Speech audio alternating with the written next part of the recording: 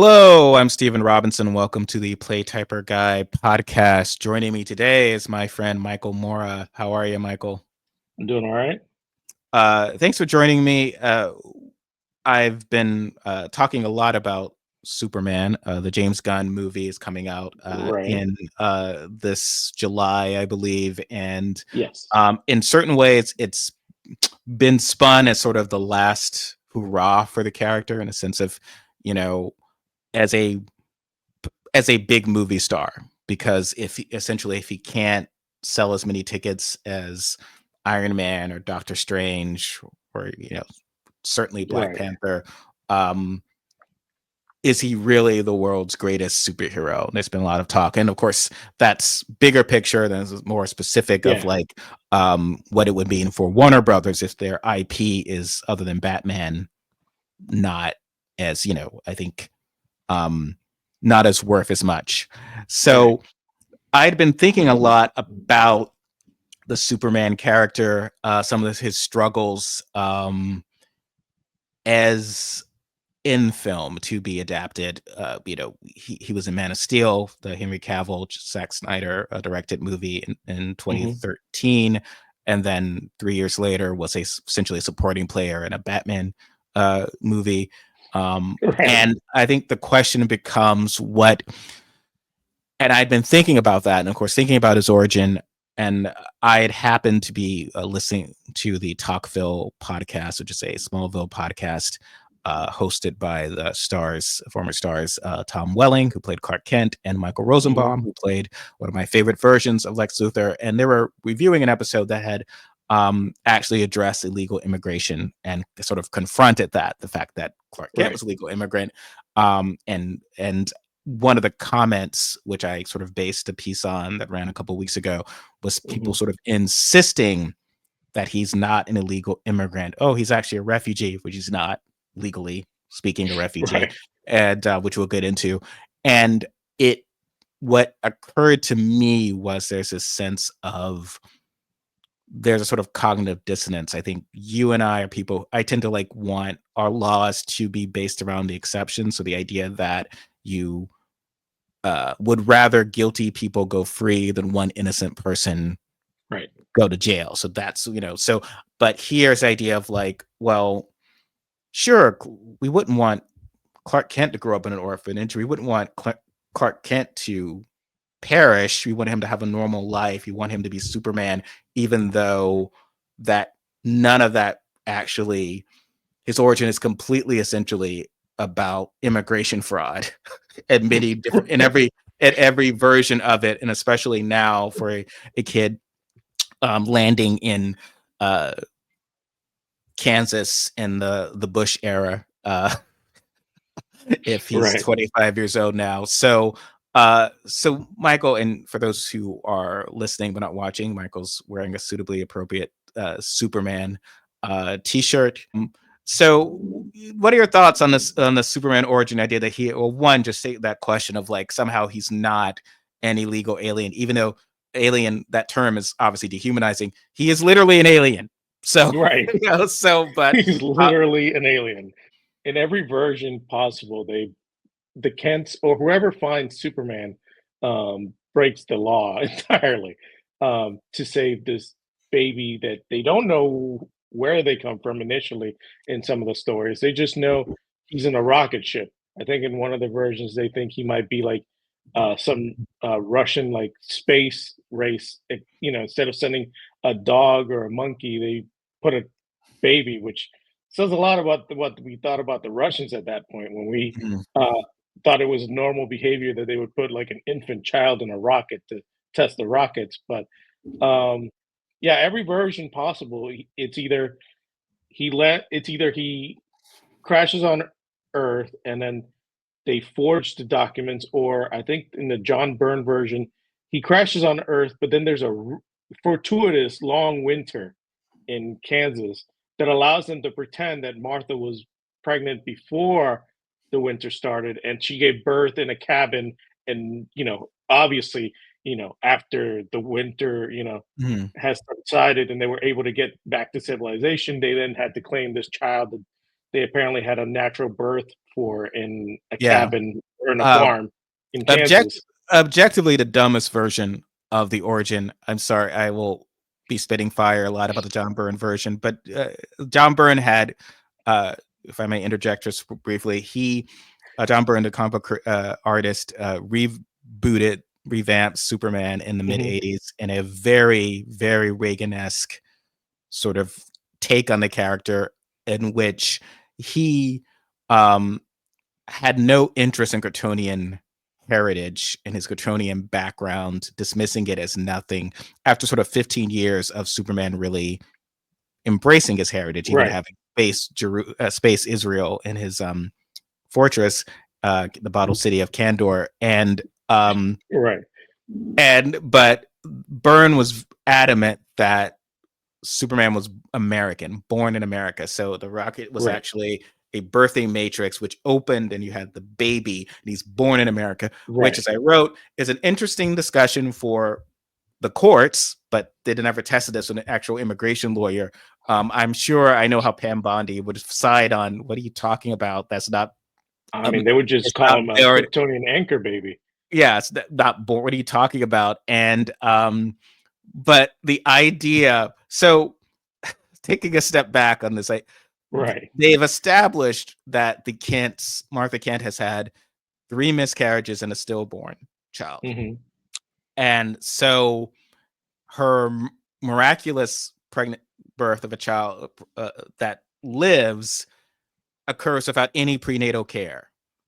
At no point does she, who's 3, it's one thing that I don't, I've not told my friends and family, because if anyone has been unfortunate enough to experience that, Mhm. once you sort of are often trying to keep that close to your vest, because it can be heartbreaking if the next time. We get that. Make Right. sure you tell our friends and family.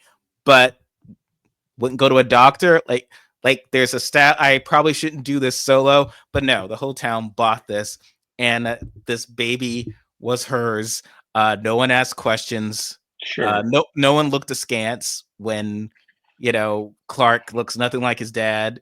There's no rumors going around in the town about like some sort of Bridges of Kansas County situation. Um, Right. it's just sort of needless to get around the idea that he is an immigrant. He's adopted. Of course, they can't legally adopt him because they would have to turn him over to the authorities. Once they could try to find the kid's parents, but they can't, Right. and to actually, but the origin depends on that because everyone wants him. It's weird, Michael, right? Like every it, sort of any sort of kind of normal legal reaction to this has been covered in a What If or an Elseworlds. That's a Right. nightmarish version, which is he's raised by the state. He's got the ET tent, right? There's like constant, which would Mhm. make sense, right? Which is what would happen. We don't know where this baby came from. He's strong. He seems okay. He's starting to get stronger. He's got laser beams. That's an issue. Like that's a whole different sci-fi movie. But they steady want to do the sort of Norman Rockwell thing, and that implies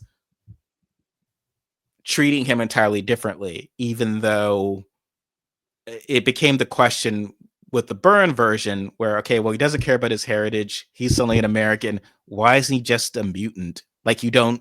It doesn't matter. You've no longer made any reason for Right. him to be from Krypton. It doesn't define. Um, and before we got on, you were talking about the more recent. It's called Absolute Superman series, Yes. which I think has been doing a good job of sort of asking the questions of why Krypton, why, and how that influences him. If you look at the origins of other characters, Tony Stark's origin, Tony Stark's kind of his involvement with weapons creation, that drives sort of every decision he makes, especially in MCU. The Right. decision, Spider-Man, responsibility for, great responsibility, um, with my great power. I look the other way. My uncle died. I want to make sure if I ever look the other way again, someone else's uncle might die. Right. Right. Same with Batman. I want to make sure that no one else suffers this way. Superman is just like they just present him often as, well, he's just a really nice guy raised by really nice people, and he uses. But well, then that makes it has no link to how he got his has really no link to his origin, how he got his Right. powers, how who he is. It's all nurture versus, nature type of situation. They it all hinges on him have landed with the very kindly Kents who taught him how to be a decent human being, and that's why Superman is the way he is. And that's assuming that Jor-El and Lara-El could not have taught him how to be a decent, uh, well, I don't know if he'd be a human being, but a decent being in general, galactically. And that's the reason that he comes to Earth as a benevolent superhero instead of, a guy who could easily just take over the Earth and just be its ruler. Um, Yeah. Well, I mean, I think Byrne was very big in the assimilation aspect. He has to be fully right. American. So he went out of his way of being Krypton, has no bearing. So they're often finding that right tension. So uh you Well, he don't also want to went go. out of his way to make Krypton really alien and really like really foreign in a way where no children in Krypton were like Mhm. naturally birthed. They were emotionless. They were basically turned into like the ver- version of Vulcans that Spock would Yeah. be if he wasn't half human, where they are everything's super analytical, super sterile. So it made this assumption by showing you that Krypton would have been that way. That if Superman had stayed, he just would have been this emotionless, Oh yeah. alien. Not only did he make it so that Superman would be born on America under this weird legal pretense of a birthing matrix, but he also went out of his way to turn Krypton into this place where you wouldn't want your superhero to come from, and you wouldn't want, you know, basically he would not end up being the same character that you'd want to be. Yeah, well, he's better because he's not from that world. It's really Right, cutting it's sort of a view of the of like nothing about this world other than your his literal brute strength, which obviously isn't necessary. It's more of because his powers actually come from that he's unrelated right. son. So the versions where and this goes back to being whether he's a legal immigrant or a refugee, because in our law, refugees, it has to be you're under actual political not just that your country's effed up, right? Like it's not Hmm. enough that you're in desperate situations. So, version of the origins, Krypton, it's often uh, issues of its own making. I think Hmm. there's been cases of where absolute Superman is doing the approach of where they're really just kind of plundering the planet, destroying the planet. Similar, nothing like what we have here. Right, That could lead to its destruction.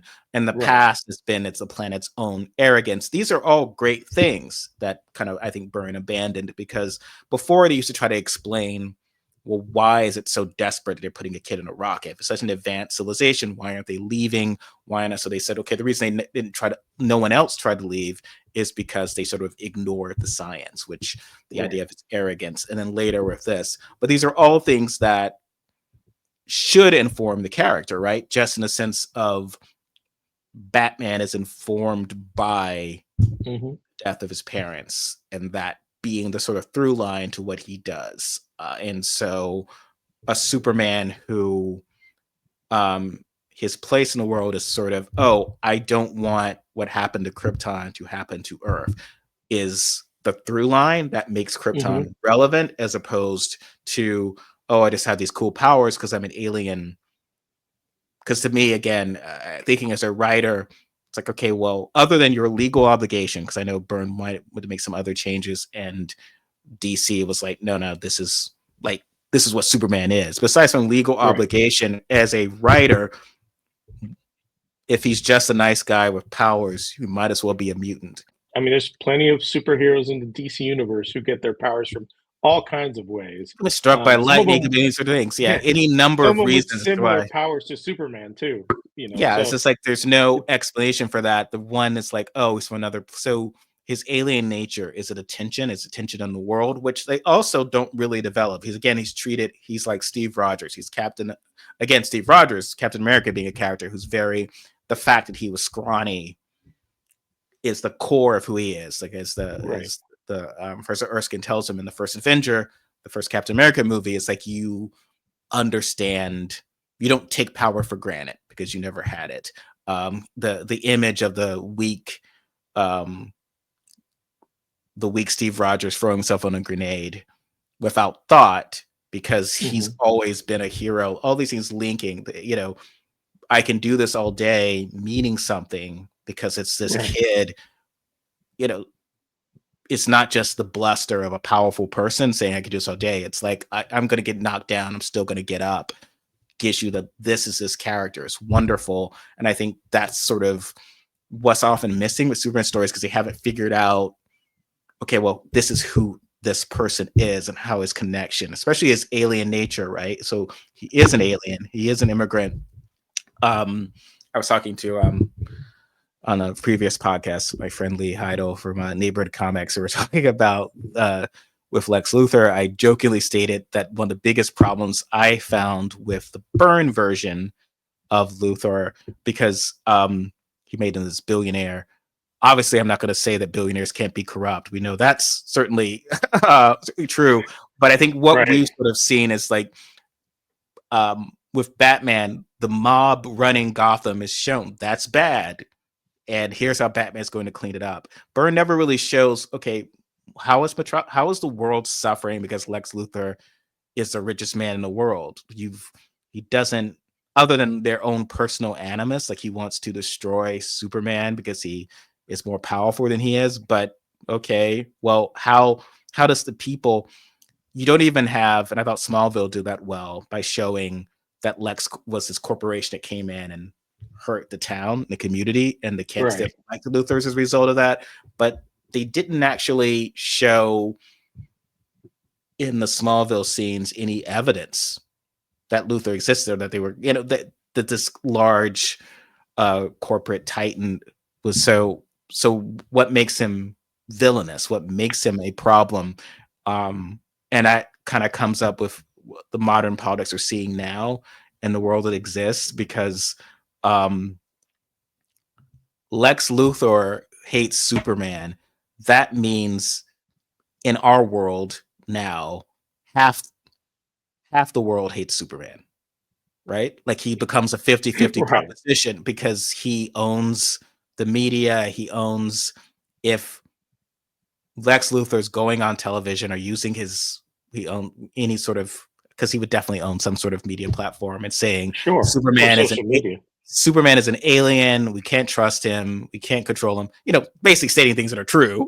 Mhm. Right. um Half the nation, and not just all, good people are going to not like Superman, and essentially that makes him Spider-Man.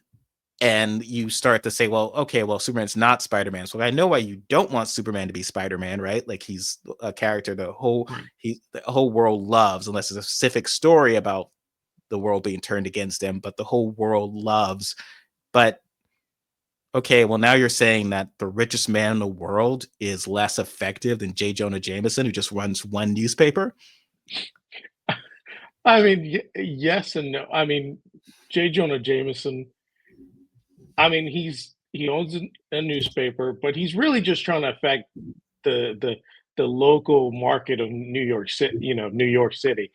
I don't think Spider-Man's reputation transcends all the way to LA. Like I think in the Marvel universe, if Spider-Man somehow is in LA, I don't think he gets as much hate as he gets locally in New York. So I think that's where the difference is.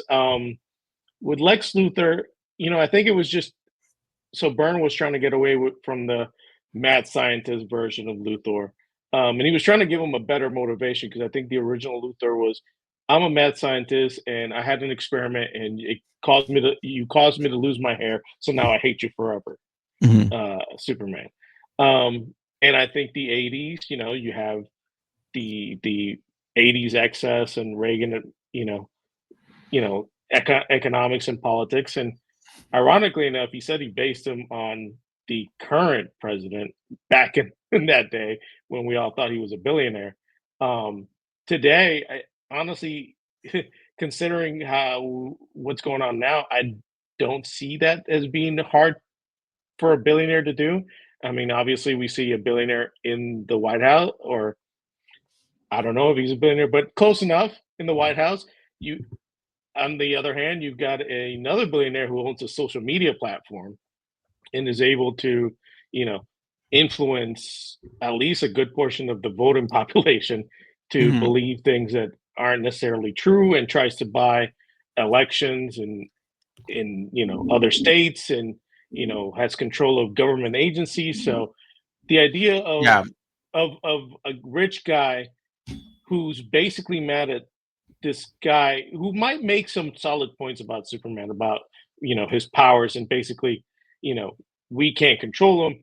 But basically, at the end, it's the fact that they essentially see them as power that they personally don't control, that they Mhm. personally have no say over. And I think that's usually what every version since Byrne has tried to establish. I think Yeah. Superman the animated series tries tried to have Lex Luthor try to see if he can negotiate with Superman to work for him, and you Mhm. know it's Well, Superman turning his back on him and saying, no, I'm not yeah. going to work for you, and I don't work for anyone.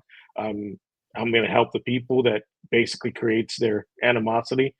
I think it was also a way to create an enemy that Superman can't really punch, because Well, yeah, and I think that makes, he becomes, in a certain way, Clark Kent, which I think could be spun if you did a version where Clark Kent is a more proactive journalist. We've talked about, um, the Snyder versions where he's not, like, he's the guy who they established that, um, Bruce Wayne has been Batman arguably since S Superman Clark Kent was a teenager, because they yeah, established, yeah, so he's suddenly only learning about him, and it's like, well, no, I he's mean, I terrible. He's a I terrible journalist. I want the Clark Kent who's almost like Mulder, right? Like, he's always interested Right. in the world, everything's around him. He would have newspaper clippings about this character. Maybe this is another person Sure. like me or whatever.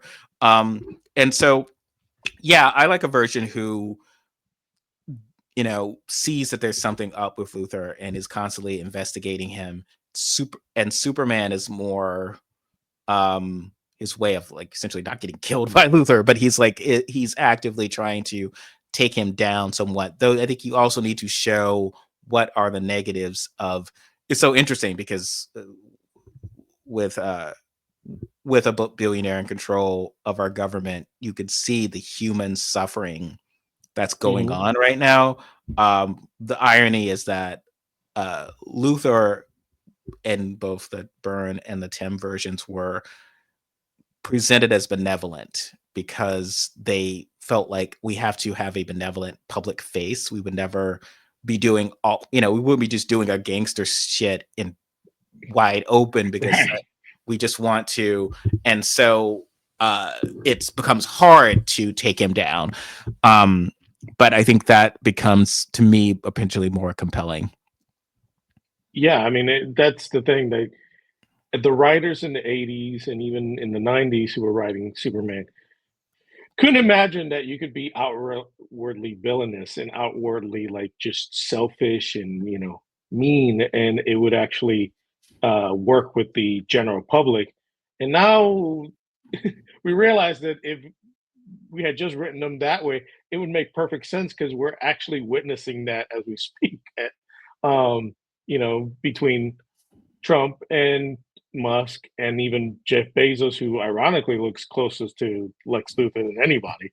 Um, you see this very where they don't care what the public image is. In fact, they're too powerful to mostly care about it. They care what the image of their companies are to a certain degree because it affects their stock prices. Um, but like Jeff Bezos doesn't really care if you think he's a douche. He just cares if you think Amazon is a terrible company or you think his products are terrible.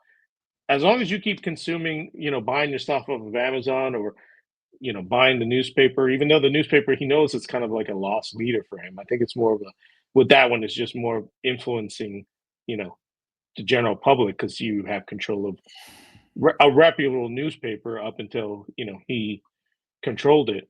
Um, and with Musk, I mean, he only now starting to care a little bit because it's affecting his Tesla stocks. But I mean, he's so rich, he's pretty much aloof to anything that's going on. And Trump has never really cared about his public image. He just cared about being famous and being on the screen. So he could care less what you thought about him for the most part.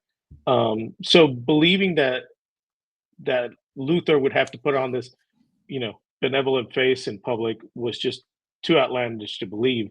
Um, Nowadays, President Luther, it was so outlandish that when in the late 90s we had the storyline of President Luthor, it was seen as this is too fantastical. Oh yeah. This couldn't possibly happen. And then here we are now, and essentially have President Luthor, but if he somehow didn't have the intelligence of Luthor.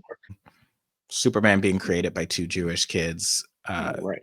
and who are first, I think themselves would have been sons of immigrants, and so kind of making Superman this sort of all-American character. I mean, not that immigrants aren't all-American, but you know what I mean? Like this very Reaganite, I've never sort of sat well with me. I mean, I think respect for his culture is similar to, if you think of, especially say after the Holocaust, like people embrace their culture. There's a point, should there be a point where you just forget, even if you escaped something horrible, or do you have an obligation to preserve what was taken? And I think sort of trying to make Krypton not matter is sort of a bad idea to me. Time I have left, I would like to ask you, so this upcoming Superman movie of a Superman essentially born in 1995 and landing in 1995 Kansas,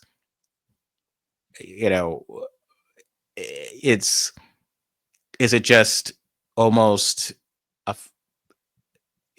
how do you address that? How do you address the perception of like, what does it change who the Kens are? Does it change who the world is? Because Kansas is not this idea of what Kansas is. Kansas politically is very conservative. Not that conservatives aren't good people, but they're, particularly on views on immigrants. I mean, I think as I mentioned in my piece, majority of Kansas voters do not believe immigrants improve the country and so forth. Like what it does make a situation where his apparent race kind of is the greatest superpower of all. Like he has the flight, all of that, but his greatest power for survival was that he looked like a white kid. I mean, yeah, it's twofold about that. I do think that even in your piece, you point out, that there's outliers. So not all of Kansas, is it's Republican or MAGA. So there's a chance that the Kents are the benevolent, farmers in Kansas and don't believe, in anti-abortion or and conservative things like that. There's also this weird way in which conservatives sometimes, while they say they believe something, once it affects them personally, they quickly change their minds. And you see it when you have this staunch anti-LGBTQ conservative, congressman or senator suddenly has a son or daughter who's LGBTQ, and all of a sudden become more open and more embracing of that. Or when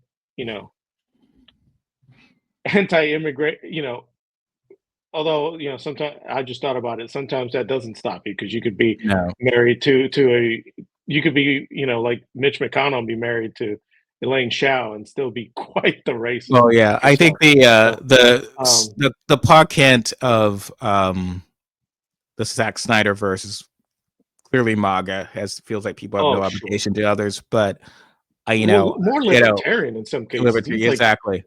He's like, just I don't know. Maybe you should have just let them die. I don't know. But I think the Pa Kent from All Star Superman, one of my favorite stories, basically Pa Kent taught me that the strong have to stand up for the weak, and bullies don't like being bullied back, is overtly liberal, and MAGA MAGA Superman fans, if they exist, might object to that. But to me, it's like there's nothing in your adoration of Trump or Musk or anything that fits that line of Jonathan of what. So to me, it's like that Jonathan teaches using your powers to help others, protect the weak or the strong. There are versions where you could say Batman's a far right fascist going out beating up poor. I don't agree with that version, but that could track more than the idea that what the Kents teach Superman is in any way reflective of right-wing politics since the 1990s. I feel like I think that it's just not true. Mhm. And what I find interesting and I hope that someone would actually dare explore, because you're right, there are so many, I grew up in the South, we grew up in the South, of like people who, um, the liberals there are often far, I wouldn't say more militant, but more resolved, because there's a sense of, if you live in Portland, I live in Portland now, and Mhm. you put out your this house we believe in, these things. It's just like, what is it? Doesn't matter. Not it doesn't matter, but it's like everyone on the block has this, right? Right. Like, I'm not putting myself out there. And when I was in New Orleans last week for spring break, we were walking around. We were in, you know, trans people welcome. There was like one cafe we're in and stuff like that. I mean, this felt like someone laying on the line, and I always thought that, Right. like, yeah, that's who, to a I think degree, that's who the like that's Kents what the would Kents be. would have to be, and that's what makes Superman Superman. The idea that they are this sort of romanticized because loves the idea that, well, don't make it about politics, apolitical, and just but no, you don't. Fundamentally helping others, being there for other people, don't judge, you know go out and put out that fire. It doesn't matter if who those people are or what caused it. Like, go and help. These are sort of people who would are saying, like, it's worth it to risk yourself. And I feel like also, in a way, they would be the ones inspiring him to not wear a mask. I do think that I think the Kents would be the outliers. I live, me being prog- very progressive and liberal, but living in Ruby Red, Georgia. There's a certain point where you don't talk politics because it's just going to create an argument with everyone, and you just kind of have to. But then you also have to stand up for when you see things or hear things that are wrong. You have to basically, put yourself on the line. And I think the Kents would be that sort of person. I also, and I think in your piece you mentioned that, and you kind of went over it just now, that a lot of it has to do with Clark Kent or Kal-El basically passing as white. So the Kents were able to easily integrate him into, their lives without having to ask too many questions. And he would be accepted more than if, you know, Kal-El would have been black or would have been darker, Hispanic or anything like that, which is this weird thing that I've had to kind of experience because I am Puerto Rican, but I do look like this, Hmm. which means that there's been a lot of times where I've actually been in white spaces and had to hear what is said or, behind closed doors because they believe that they're in a comfort zone and there's no one of color in the area. Oh yeah. Um, I've had people, legit worked with them for years, made it no secret that I'm Puerto Rican, but then all of a sudden hear it one more time and it finally clicked for them. And all of a sudden it's like, wait, you're not Italian, you're not white, Hmm. like, and so I could see this thing where Superman would be given more of a pass because unless he's constantly reminding everyone, I'm Kryptonian, I'm Kryptonian, I'm Kryptonian, people feel a general comfort because, Yeah. he's it would be a comfort for people who would be affected by, you know, race more than anything else. Because as a Puerto Rican, I watched the Christopher Reeve Superman movie for years on VHS, and found no problem in learning the lessons of truth and justice and having him be inspirational hero and cheering him on as he's saving people and trying to stop Lex Luthor's missiles from creating new real estate schemes. But for some reason, there's a certain part of the audience that needs their hero to be exactly who they are Hmm. racially in order for them to relate to him. And that's where I've never understood that, only Oh because yeah. I've had to. Well, I've never understood why you can't put yourself in the shoes of other races, because I've had to do it my whole life. So I don't understand why you couldn't see a hero that's, Hispanic, or you couldn't see a black superhero or an Asian superhero and treat them the same way that we've treated Superman, Batman, Wonder Woman, who's not even who's from a mythical island of Greek goddesses, and yet for some reason you lose your temper if the mermaid is black all of a sudden, or you know Oh if yeah. Well, Superman gets rid of the American way part of his logo, of his motto, and changes it to a better tomorrow. I think the idea is that Luther is essentially trying to remove that whiteness, or essentially when he turns Hmm. the public against him, it's like he's an alien, he's different from you, he's better than you, which is a lot of rhetoric we hear. It's arguably what Right. we saw a lot with Obama. Obviously, Obama's black, but the idea, the when From I was Can with parents from Kansas too. going back to what you said about not talking politics, I think that what has become difficult, and I think would reflect an idea of Superman growing up in the Kansas of this period, is that politics becomes so much of how we live. Not like it's not just sort of I'm a Yankees fan and you're a Red Sox. You just won't talk about that. It's like how we, things like I'm going to wear a mask during a pandemic, that became suddenly loaded. Like Right. I'm this kid, this teacher at our school is trans. How do we treat people? It became so much of where those things are just gonna be at tensions in certain ways. Like Hmm. even in a town like Smallville, um, and obviously saying that he's never had to sort of deal with that. I mean, he would have to deal with that. He would have to have a sense of we treat black people well, we treat Right. people who are gay well. We have these views. I mean, they have to be people who, because that's what he's hearing, right? Like he has to be Right. like we versus other people. And I think but I think instead we'll just get a film where it's just like people from the Midwest are inherently morally superior to people in I cities. don't. Yeah, I think we're just going to focus on Pa and Ma Kent alone, and we're not going to show the rest of Smallville Pa, and Kansas.